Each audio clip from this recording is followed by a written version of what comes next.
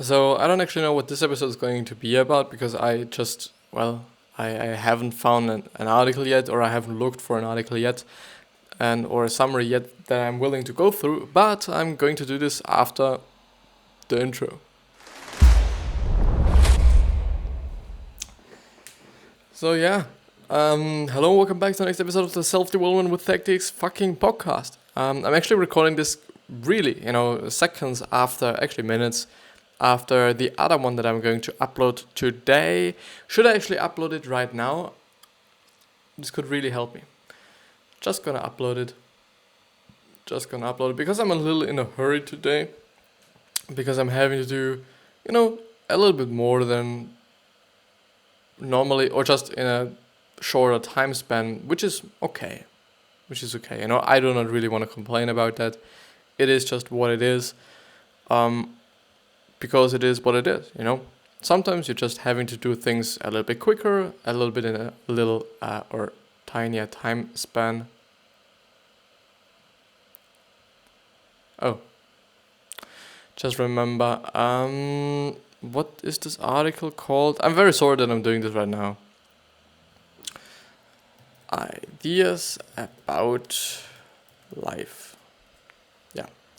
So maybe because I'm gonna save myself a little bit time, especially because the upload is probably taking quite some time. It's gonna take me 50 minutes, quite an hour, which is totally fucked up, because the files that I'm generating through these recordings are actually pretty fucking huge. This is actually the reason why I'm starting it now, because then while I'm recording, I'm actually having just a big percentage of it uploaded, which is nice. I might be going through the random ideas about life article as well, even though I don't want to. Therefore, we're just going through another TED Ideas article because they are fucking amazing. Why a city should think about starting its own currency.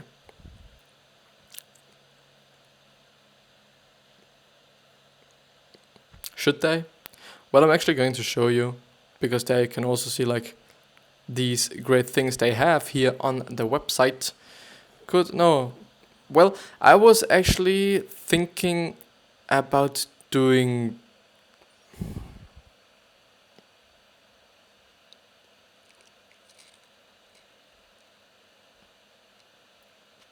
because this article, for all the podcast listeners, it is about could psychedelic drugs treat PTSD and depression, a Q&A with Rick Doblin.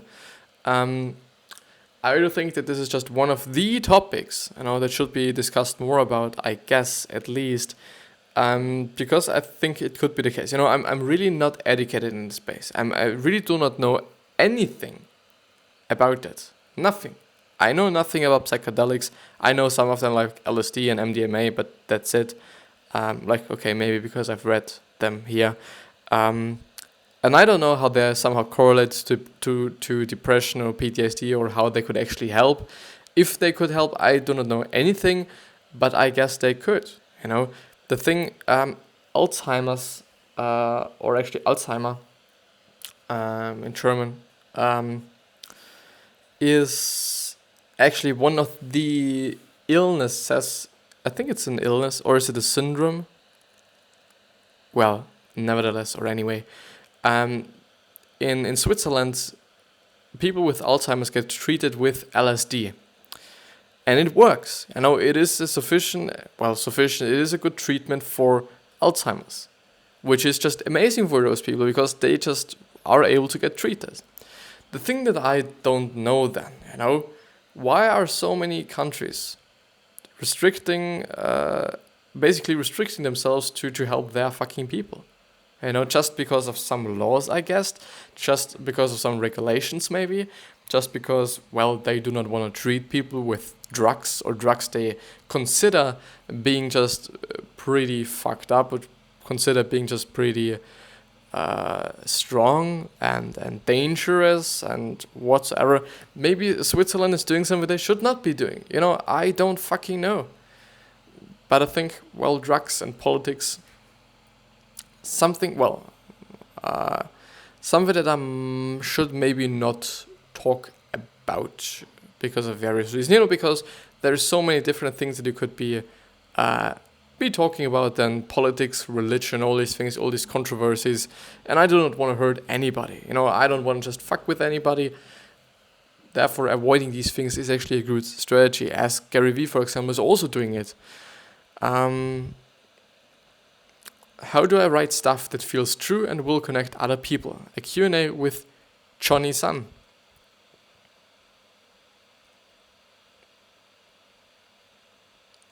I'm interested in that. I wrote a haiku, which is actually something like... what is a haiku again? It is something like...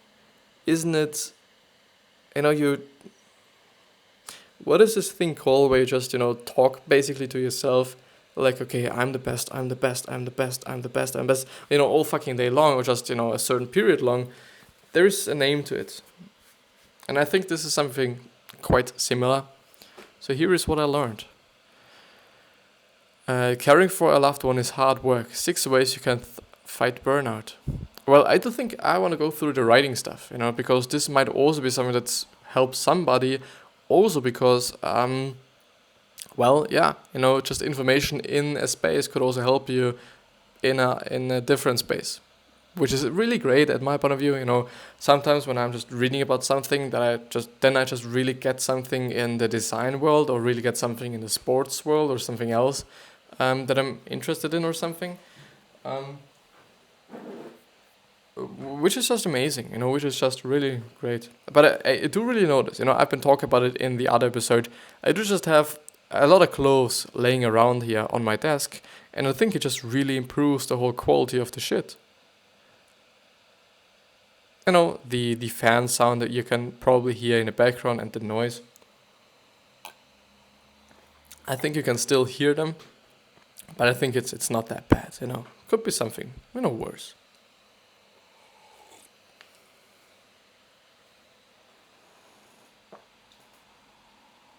I shouldn't do that. I really should not do that. I should not do that at all. So, yeah. So we humans, how do I write stuff that feels true and will connect other people? A Q&A with Johnny Sun by Mary Helton. So it is an article by Mary Helton from June 26th, 2019. And this picture you can see that it is also from Johnny Sun. The writer explains how a mix of vulnerability and jokes helped him find his people online and build a supportive community. Well, it is quite some article, I guess.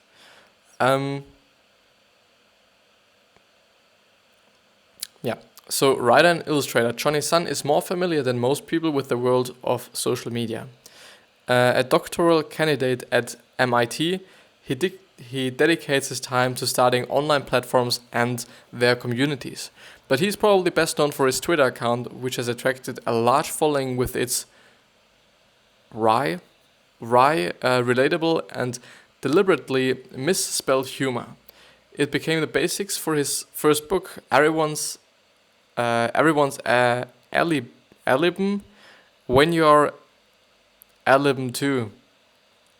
It is misspelled, clearly misspelled, but so everyone's alibum when you're, you are, which with you and are, you are alibum and alibum. What is an alibum? Is this actually a word? Could actually be a word. No. Does this open Amazon? Yeah, it does. No, I do not want to have that, because then you can see my address.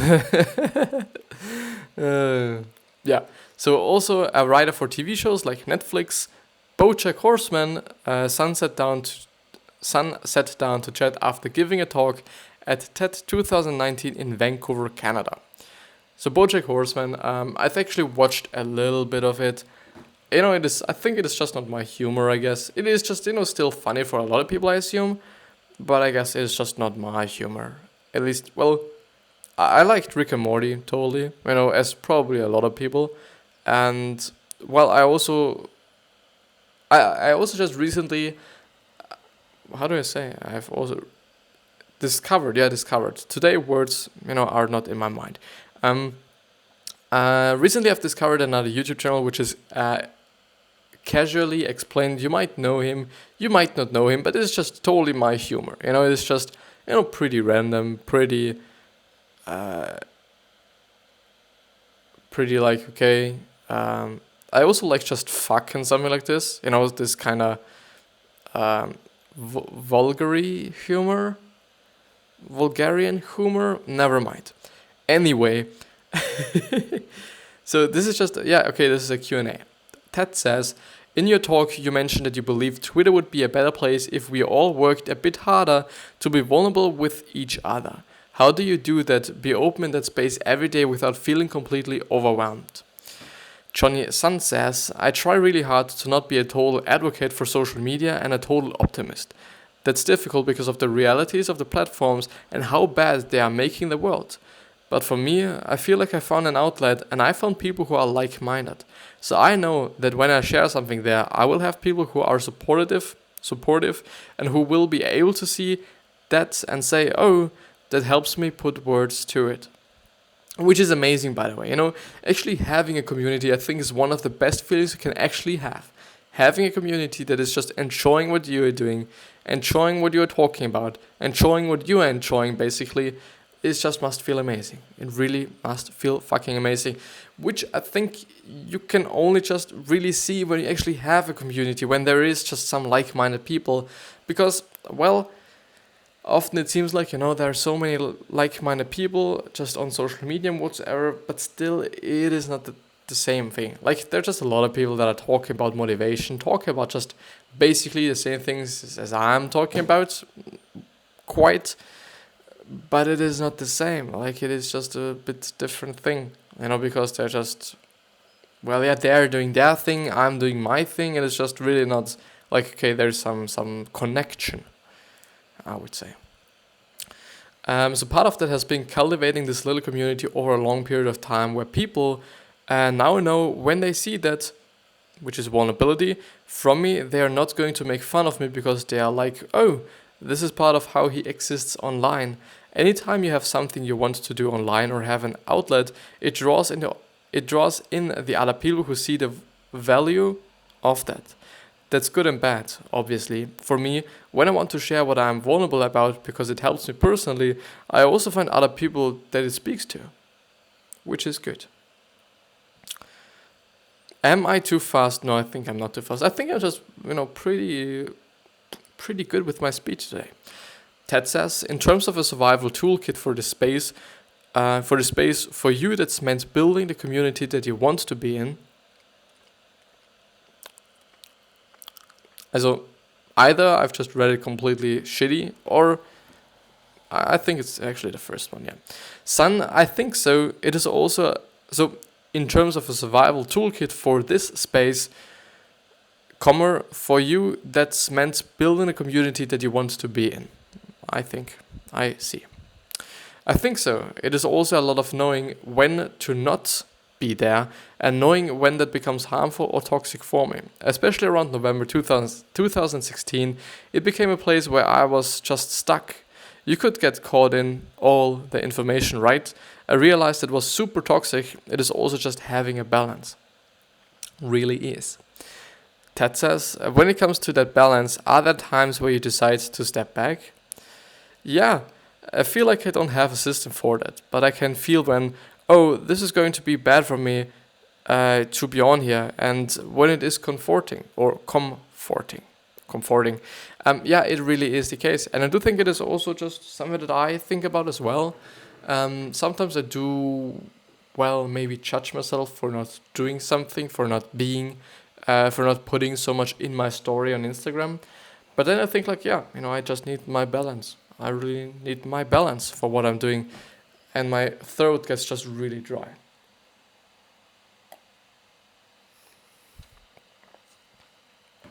I'm gonna hold the glass, I guess. Ted, when you've talked about being very open with your online community, for instance, you have tweeted about therapy. Do you ever feel like you owe these things to your audience or community? Or do you feel there are things that you can keep to yourself and you're in control of what you want to share? It is a little bit of both. I don't think I owe them, but there is a trust and a relationship there. It is not like I ever feel I have to share, but I feel almost compelled to because we have built this kind of back and forth. I try to exercise that muscle that tells me, oh, this is a helpful thing to share. Which is actually the case, even though, like, thinking like, okay, this might be something that is really valuable to share, and in the end, it is not. It can also be the case, okay, I totally think that it's just some bullshit and I'm not gonna share it. But in the meantime, it would have actually been something that a lot of people would have enjoyed. Yeah. Or had enjoyed. But the other thing I try really hard to do with my identity online is not just keep it one thing, because that's a trap we have. That is what the first wave of the internet was, the novelty account where you're following the person for a particular topic. I think now we are much more aware that we are following real 3D, fully fleshed out humans, which is, by the way, not necessarily the case, because there are actually some 3D virtual kinda influencers there. I could show you, I guess. I could show you without getting sued or something. I at least hope that this is gonna be the case. Can you see that? You can, which is good. Fuck. Because I think, which is just a little bit weird if you think about it, I could just make a screen that is just as big as this one and now everything is working like. But yeah, virtual influencer. I tapped it pretty nicely right there.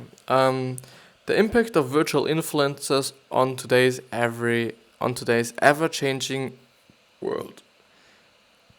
Talking influence, virtual reality, the rise of...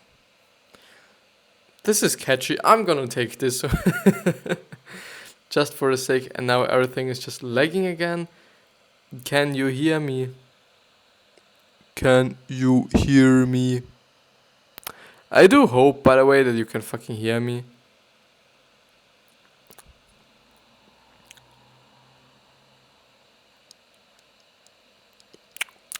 I don't know if you can hear me. I just have to wait a little bit until everything is just running smoothly again, which is actually the only thing that is just a little tiny bit bothering me about the new settings that I'm having. That there is just sometimes a pretty huge fucking lag, which is really not good. If it would fuck my whole fucking recording. Maybe you can even hear me. I don't fucking know. I actually don't know. Maybe you can hear me, maybe not. The thing is, the video is working. And I'm working as well, but I see okay, some other things are not there. So maybe I should stop the episode. Maybe I should wait. Maybe I should go on. I don't know what is actually better. But there, anyway, you can see those virtual influencers.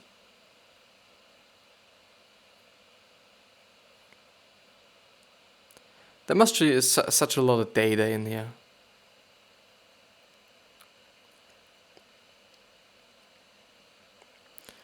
Because they just clearly know what is good or what people want to see. I hope there is just not some nudity or some shit like this. No, it is working. It is working. By the way, I really hope I'm gonna recap a lot of things. Consider turning down video quality. Thank you very much. I've seen that, you motherfucker. Is it better like this? Do you like it more like this? I do just now see that something is not working with the encoder. I might be just really fucking laggy at the time. Now it is gone. Now everything should be fine again. So I've actually found a little article here. Encoding overload. Consider turning down video. Why should I? Okay, well, let's actually do it like this. No, it is not good. Does this make anything better? Well, it does. It does. Let's just let me be me. Yeah, this just, I think, makes it a little bit better. So, Now you can't see me, but you can see the screen here. I'm sorry if there's just, well, I could also just, can I please do this? Thanks a lot. I can also do it like this, in the meantime, just let it be like this, before the overload is gonna fuck me. There's just some little article, Influence Virtual Reality, the Rise of the Digital Influencer, from Le Miami, something like this. 5-minute read. Well, let's actually read the 5-minute read. Is it well, it is definitely not a 5-minute read. Fuck you. Or is it the small little thing? Yeah. So lighting is the perfect avatar for a global heroic woman and for a world where social networks and communications are now seamlessly woven into our life, said Louis Vuitton creative director Nicolas, I don't know. In 2016, having put the Final Fantasy character into the fashion spotlight. She's also the symbol of new pictorial processes. So how can you create an image that goes beyond the classic principle of photography and design? Lighting heralds a new era of expression. Fast forward 2 years, and one of the hottest properties in fashion is every bit as real as the sci-fi fantasy character that Josuin might be, I don't know, put in a global campaign for the French fashion house. The lines between virtual and reality are more blurred than ever. With 1.2 million Instagram followers, Lil Michaela, which is Lil and then Miquela, has already landed a Prada campaign and graced magazine covers. She dresses in the hottest haute couture lines, hangs out at the coolest spots, has ink from one of the world's leading tattoo artists, and hangs out with celebrities like Nile Rodgers. She's also 100% fake. And now you can see her, you clearly can see that it is fake. I do guess they could just, I think they could do it better, I really think they could do. You can clearly see that it is fake. I don't know if this is actually meant to be the way. The clothing is done just really enormously well. Like, it just really looks real. But the face, I think, like with all the pores. Is it pores? Do you say pores? I don't know. The pores that we're having and so on. You can't fake it that easy. At least nowadays. June 2019, they say. I don't know if this is true. But yeah. But it's just amazing. 1.2 million followers. I just, said before, I don't know if you were able to hear that.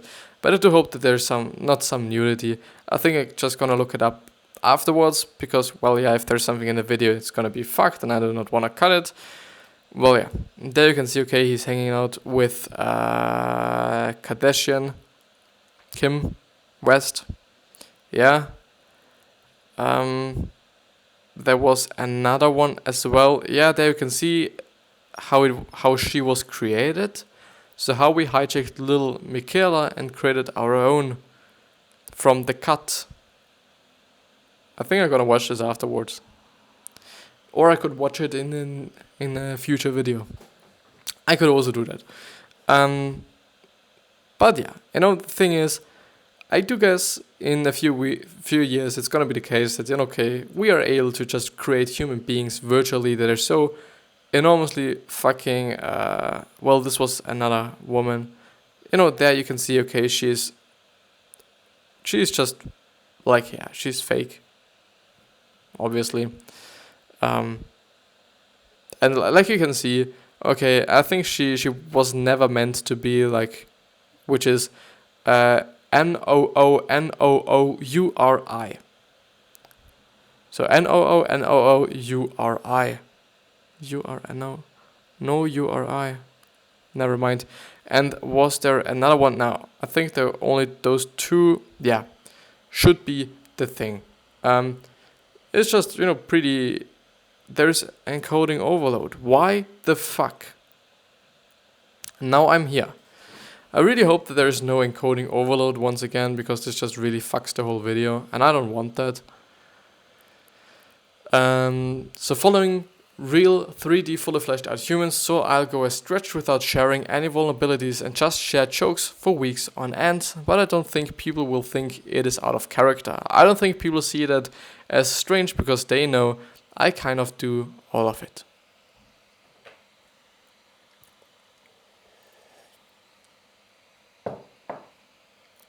And look, in the meantime, I've actually uploaded 45% of the video, which is amazing. I think the hardest part of actually doing what I'm doing right here is uploading the whole shit. Like, always kind of just having a great title, making the thumbnail and whatsoever. It just takes, I think, equally as much time as, the thing is, I don't even cut the things. I don't even cut the videos. It just is so much time, you put into cutting it. Especially because, people are really perfectionistic about it. They really want to make it perfect. They really just want to make a good thing, which is something I understand. I clearly understand that, but it just really fucks a lot of time. You lose, quote unquote lose a lot of time through that, which I understand. Yeah, but it is fucked up. So TED. When Jack Dorsey spoke at TED 2019 about how Twitter users mainly wanted to follow topics rather than individual accounts, did that clash with your experience of the platform? Son, yeah, I thought that was totally wrong, or at least I don't think he got the full idea of why people use it. I think here's the intimate relationship that people foster, especially on Twitter, because it does feel like you're reading someone's writing, which is different from seeing their face performing. I mean, I'm interested in different trending topics and different issues, but I'm interested in those insofar as I can hear what the people that I know online are thinking about them. I don't want to go on and see a bunch of people talk about gun control. I want to see my friends talk about it and the people that I trust. Trust is a good word, because I think actually everything starts with trust, which is actually the vicious cycle that Seth Godin, quite often is talking about. Trust or attention leads to trust, and trust leads to more attention, and so on and so on and so on. I think there's actually a third one as well, but I don't remember that.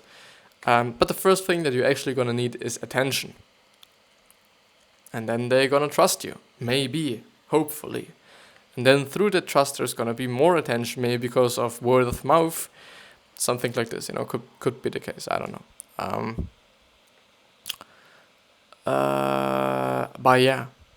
But yeah. I don't know. I think in just a pretty recent episode, I was also talking about this kind of topic somewhere. And I think we totally follow personalities, I guess. Let's say, I really like, PewDiePie's videos. It's just what it is. I just really like them, I quite always did, sometimes you forget about them and you sometimes just, don't watch them, and then you just realize again, okay, they're just a bunch of great videos left for me. But I think it is just because of his personality.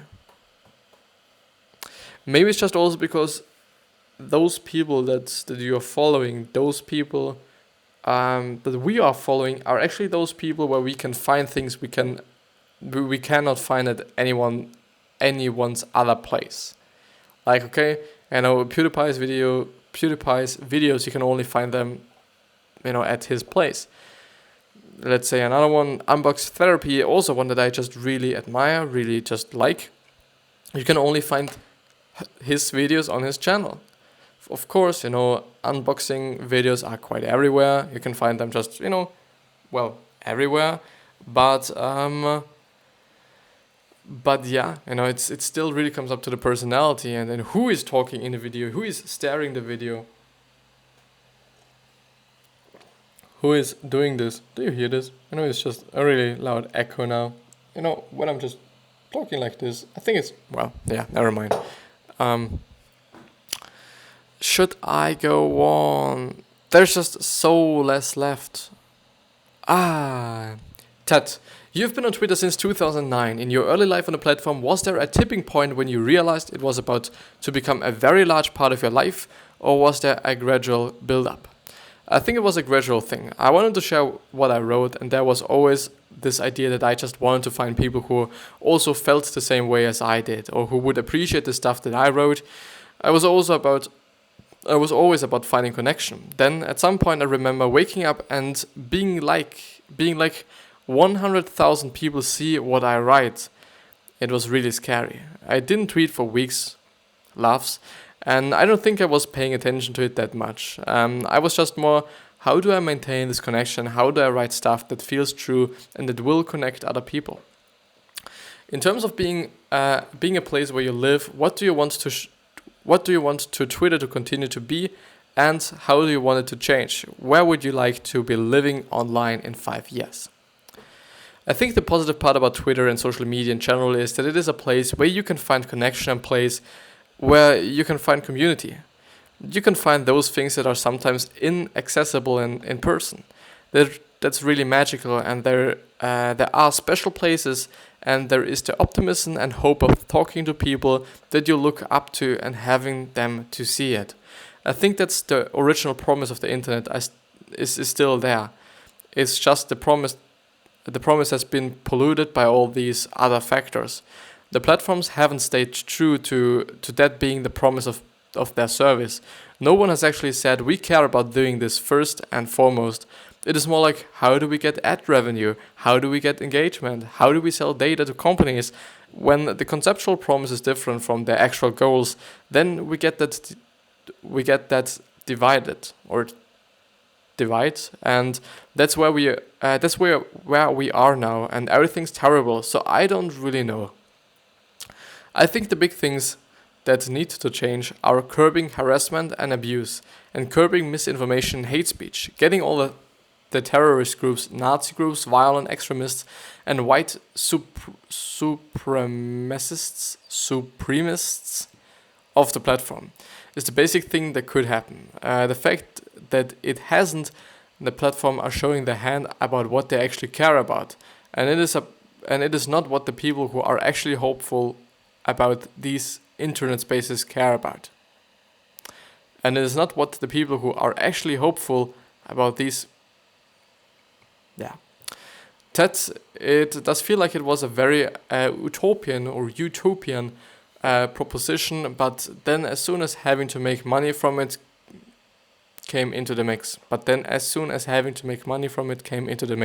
Yeah, or the cynical version is to always just use that utopian promise to sell a product.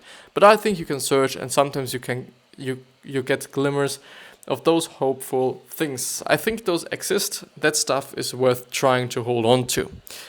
And with that being said, this is actually the end of the episode. I'm not gonna go into my normal mode, I guess. There's just again a pretty fucking long stuck.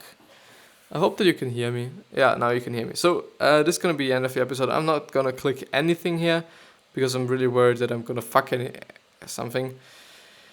Well, yeah. I hope that you get the best health, wealth, happiness, and success. And I also hope that you're going to remind yourself on how you're gonna be remembered. So basically, your legacy, which is very important in my point of view. Still, we can't serve everyone. We can't make everyone happy. We won't be liked by everyone. It is what it is. But yeah, with that being said, I wish you the best, and I see you the next time. Thank you very much for listening, actually, and watching. Peace.